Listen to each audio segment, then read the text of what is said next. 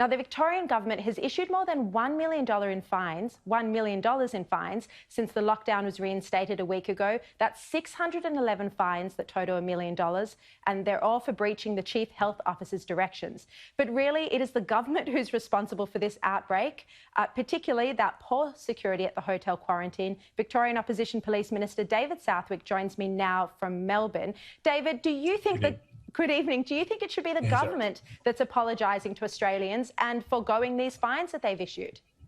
Look, absolutely, Sharri. This is well and truly Daniel Andrews' absolute mess up here. We have had the second wave, which is no accident. It's a result of poor management and Daniel Andrews' failure to show leadership in a crisis and use his strong-handed tactics to try and force people to do the right thing.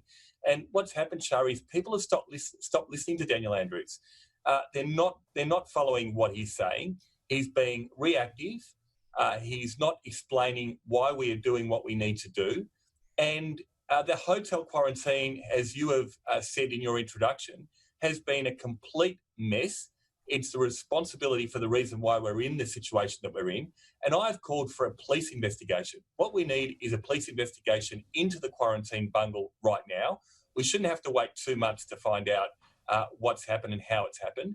We can't continue to have these hotel quarantines managed the way that they are. Daniel Andrews a few days ago said there are still security guards working at these hotels. He hasn't learned from his mistakes. He's put the health and safety of all Victorians at risk. And Daniel Andrews is responsible, accountable, and he should say sorry for the mess that he's created for all Victorians.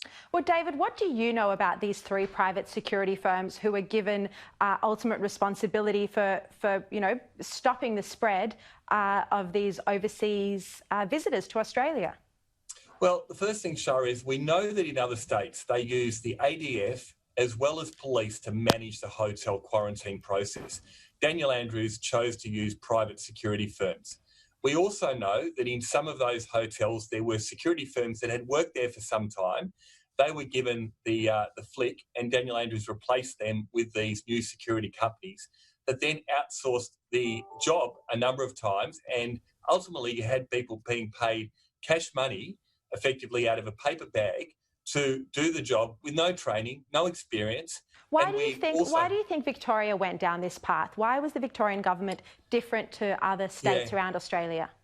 Well, there's some of the questions that we really need to have answered by Daniel Andrews. He's ducking and weaving, but we really need these answers, Sharri. We expect them, to put us into lockdown, to put the health of all Victorians at risk, and to not know what went wrong or why he chose to do that.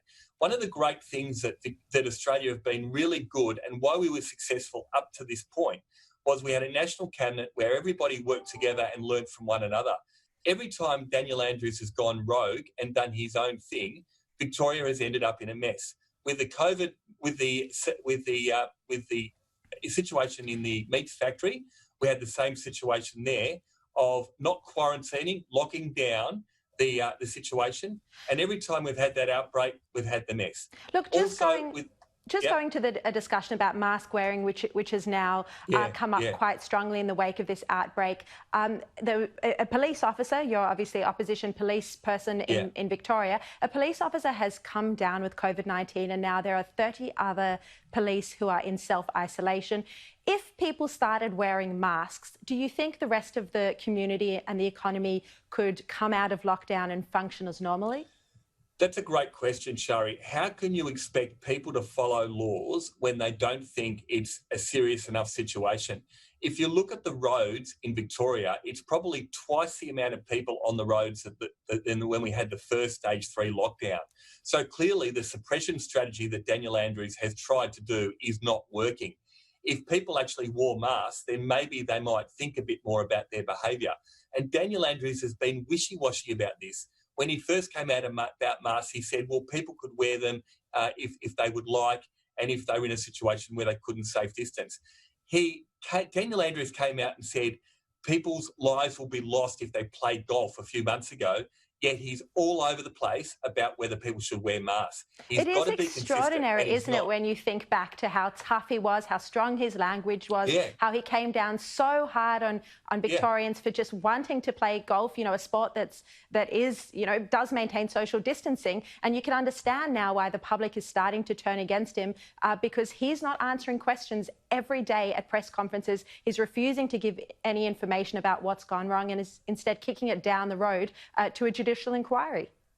100%. And the interesting thing, even the press gallery have said to me that in New South Wales and Queensland, you've had the premiers coming out every day and at least facing the music. Daniel Andrews comes out when he suits him, at the time that suits him, if at all, and he's hiding a whole lot of information from the public. The public expect answers, and we're not getting them. There is a whole lot of secrecy around the hotel quarantine bungle, around the Caesar Meats situation.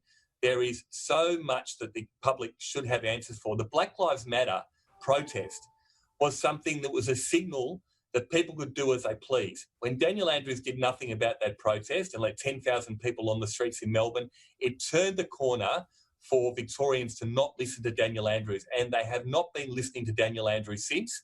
And unfortunately, we're in the mess because Daniel Andrews has not shown leadership. He's not brought the public along with him. He's spoken to people. He's been too tough on people. And unfortunately, he's been inconsistent. And that inconsistency has unfortunately jeopardised all of our health and well-being, not only in Victoria, but he's now spreading this mess into other states as well. All right, David Southwick, we'll leave it there. Thank you very much for your time. That's Thank you, Sharri. Opposition Police spokesperson in Victoria.